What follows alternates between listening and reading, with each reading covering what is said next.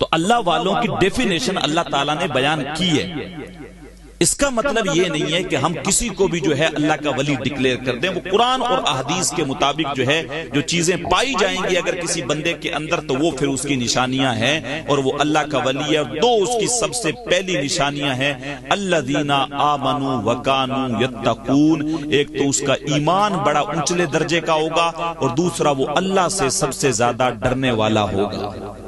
یہ دو نشانیاں. اس کے لیے مجھے ایک بات ہمیشہ یاد آئی اور یہ چیز ہمیں حضور غوث اعظم کی زندگی سے بھی ملتی ہے. ان کی زندگی کے اندر صداقت رہتی ہے, مذاق میں بھی جھوٹ نہیں بولنا. یہ اللہ کے ولی کی نشانی ہے.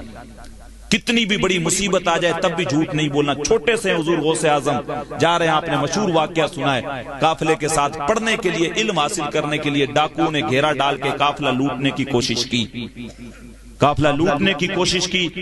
ایک جو ہے وہ ڈاکو ان میں سے آپ کے پاس بھی آیا, بولا تیرے پاس کیا ہے؟ کیا میرے پاس اشرفیاں ہیں. کسی روایت میں آیا 40 ہیں, کسی میں اس سے کم, کسی میں اس سے زیادہ. اس نے سوچا بچہ ہے مذاق کر رہا ہے ایسے, اس کے پاس کون سی اشرفیاں ہوں گی. دوسرا آیا, اس نے بھی پوچھا, کہا نہیں میرے پاس 40 اشرفیاں ہیں. وہ پکڑ کے سردار کے پاس لے کے گیا. یہ عجیب بچہ ہے, لوگ تو چھپاتے ہیں, یہ کہہ رہا ہے میرے پاس 40 اشرفیاں ہیں. اس ڈاکو کے سردار نے پوچھا کیا کہہ رہے ہو, تمہارے پاس بھی پوچھا. ہاں, کہا میرے پاس 40 اشرفیاں. بولا کہاں ہیں؟ کہا یہ میرے بغل کے اندر میری ماں نے سی دی تھی, یہ بغل کے اندر ہیں. تو جب کھول کے دیکھا تو واقعی میں 40 اشرفیاں ہیں.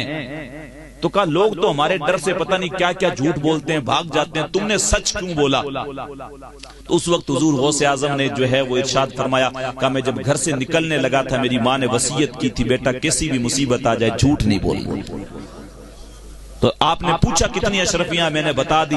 میں نے کہا 40 ہیں, تو 40 میری بغل میں سی رکھی ہیں. تو اس ڈاکو کو شرمندگی ہوئی. کہا ایک تو ہے کہ اپنی ماں کے وعدے کے ساتھ وفا کر رہا ہے اور سچ بول رہا ہے, جھوٹ نہیں بول رہا ہے. ایک ہم لوگ ہیں کہ اللہ کے ساتھ جھوٹ پہ جھوٹ بول رہے ہیں, وعدوں پہ وعدے توڑ رہے ہیں اور اللہ کی نافرمانیاں کر رہے ہیں. یہ پورا ڈاکوؤں کا قافلہ, چھوٹی سی عمر ہے, حضور غوث اعظم کے ہاتھ میں ہاتھ دے کے توبہ کر کے جو اپنے گناہوں سے توبہ کر کے اور پھر جو ہے مکمل طور سے اسلام میں داخل ہو جاتے ہیں.